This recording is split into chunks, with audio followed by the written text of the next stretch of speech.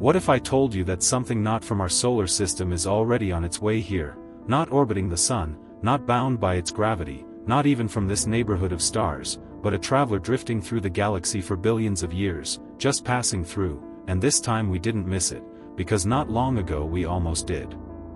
In 2017, astronomers spotted something strange, at first just another faint point of light, another rock, another comet, nothing unusual, but within days everything changed because this object wasn't orbiting the sun, it was escaping it. They named it Oumuamua, a Hawaiian word meaning scout or messenger from afar arriving first, and that name turned out to be more fitting than anyone expected, because Oumuamua wasn't just unusual, it broke the rules. First, its speed. Everything in our solar system is gravitationally tied to the sun, planets, asteroids, comets all follow predictable paths, even objects on long-stretched orbits remain bound, but Oumuamua was moving too fast, far too fast, and by the time we detected it, it was already leaving, traveling at nearly 90 kilometers per second, more than twice the speed needed to escape the sun's gravity from Earth's distance, which meant one thing: it didn't originate here, it came from interstellar space. This was the first time in human history we had ever observed an object from another star system passing through our own, and we almost missed it completely. At first scientists assumed it was a comet, which would make sense, since comets are icy bodies that release gas when heated by the sun, forming glowing tails and fuzzy halos, but Oumuamua didn't have one, no tail, no visible outgassing, nothing, so maybe it was an asteroid, just a rocky fragment drifting between stars, but that didn't fit either, because as it moved away from the sun something impossible happened: it accelerated. Not slowed down, not stayed constant, it sped up, and that shouldn't happen because gravity alone can't do that. Once an object passes the sun it should gradually lose speed, but Oumuamua gained velocity, which meant something was pushing it. Then came the strangest part: we couldn't see it clearly, so astronomers studied how its brightness changed, and what they found was bizarre: the light flickered, bright then dim then bright again every few hours, meaning the object wasn't spherical, it had an extreme shape, possibly long and thin like a cigar or flat and wide like a pancake, tumbling through space in a way we had never seen before. Some estimates suggested it was 10 times longer than it was wide, others proposed it was incredibly thin, and as it rotated its changing orientation caused the strange flashes of light. Naturally, speculation followed: an object from another star system, moving too fast, accelerating without visible propulsion, and shaped unlike anything expected. Could it be artificial, a probe, a relic of an ancient civilization? Some even suggested it might be a light sail, a thin structure pushed by radiation from stars, essentially a spacecraft, but extraordinary claims require extraordinary evidence, and while the data was strange, it wasn't definitive. Scientists looked for natural explanations and found one possibility: comets can accelerate when heated, as ice sublimates into gas and creates thrust, but there was no visible gas, unless the gas itself was invisible. Most comets are made of water ice, but some substances like nitrogen ice are nearly invisible when they turn into gas, and nitrogen ice is highly reflective, just like the surface of Pluto. So what if Oumuamua wasn't a rock at all, but a fragment of a Pluto-like world shattered in another star system, a shard of frozen nitrogen traveling through space, slowly releasing invisible gas as it passed the sun, creating thrust without a visible tail? That would explain its brightness, its acceleration, and its strange behavior. For decades we saw nothing like this, no interstellar objects at all, and then suddenly 2 years later another appeared, Comet Borisov in 2019, clearly a comet with a visible tail and familiar composition, confirming that interstellar visitors are real. And then came a third object, detected far beyond Mars, moving on a hyperbolic trajectory, not bound to the sun, but this time we had something we didn't have before: time. Months to observe it before it reached the inner solar system, and early estimates suggested it was much larger, possibly several kilometers across, making it not just debris but a relic, a preserved piece of another star system. Its direction was different too, cutting across the galactic plane at an angle, suggesting it may have come from the thick disk of the Milky Way, a region of older stars and ancient remnants, meaning this object could be billions of years older than our solar system itself. As astronomers mapped its path, they realized it would pass near multiple planets, Mars, Venus, and Jupiter, not close enough to collide, but close enough to study, a trajectory shaped by gravity but still striking in its alignment. Yet there was a problem: as it approached the Sun, it would become difficult to observe, lost in the glare, just like Oumuamua during its most critical phase. This time, however, we might have a chance to do more than just watch, because we already have spacecraft positioned throughout the solar system, orbiting Mars and Jupiter, and with precise planning one of them could potentially adjust its trajectory to intercept the object. It would be incredibly difficult, requiring perfect timing and immense speed, but if successful, it would allow us to study an interstellar object up close for the first time, not as a distant flicker of light but as a real physical body. And what we might learn could change everything: new materials, new chemistry, clues about how planetary systems form across the galaxy, because every star system is different, and this object is a sample from one of them. The reality is that interstellar objects are probably not rare. They've likely been passing through our solar system for billions of years, but only now do we have the tools to detect them, and this may be just the beginning, not one visitor or two or three, but many, a steady stream of messengers from distant stars. Which changes how we see our place in the universe, because the solar system is not isolated, it's part of a dynamic galaxy where material is constantly exchanged, where fragments of distant worlds pass through our neighborhood, and perhaps pieces of our own system have traveled far beyond it.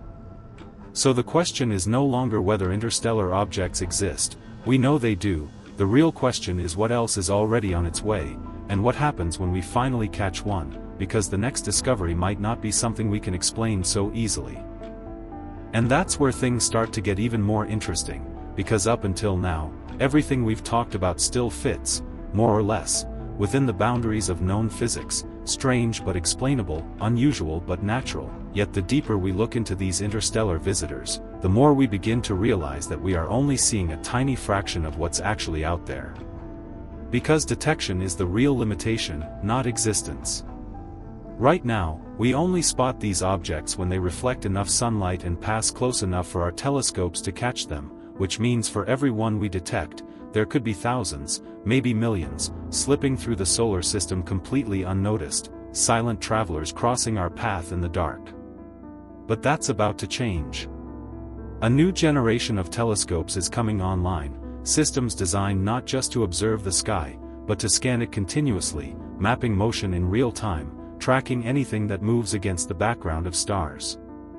Projects like the Vera Rubin Observatory are built specifically for this purpose, capable of surveying the entire visible sky every few nights, which means that instead of occasionally stumbling upon interstellar objects after they've already passed us, we'll start catching them earlier, further out, and more frequently.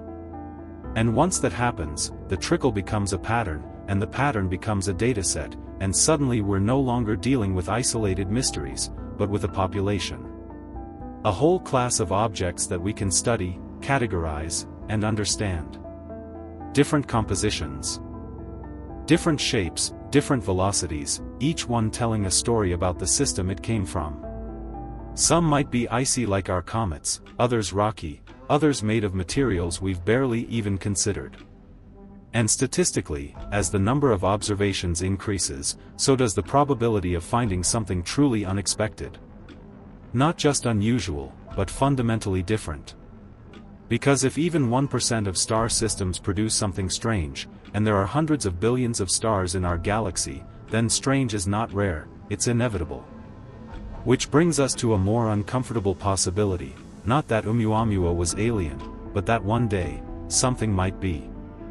Not in the way science fiction often imagines, with flashing lights and deliberate maneuvers, but something subtle, something ambiguous, something that sits right at the edge of what we can explain. Because if an advanced civilization did send out probes, they wouldn't need to be large or obvious, they wouldn't need to announce themselves. In fact, efficiency would favor the opposite: small, durable, long-lasting objects designed to drift between stars, collecting data passively, surviving for millions or even billions of years. Something that looks, at a distance, very much like a natural object. And that's what makes the question so difficult, because the line between natural and artificial, at that scale and over that time span, starts to blur. A piece of metal exposed to cosmic radiation for 1 billion years doesn't look like something we would recognize as technology. It looks ancient, eroded, indistinguishable from geology. So even if something artificial did pass through our solar system, would we even know? Or would we explain it away, just like everything else, fitting it into the closest natural model we have?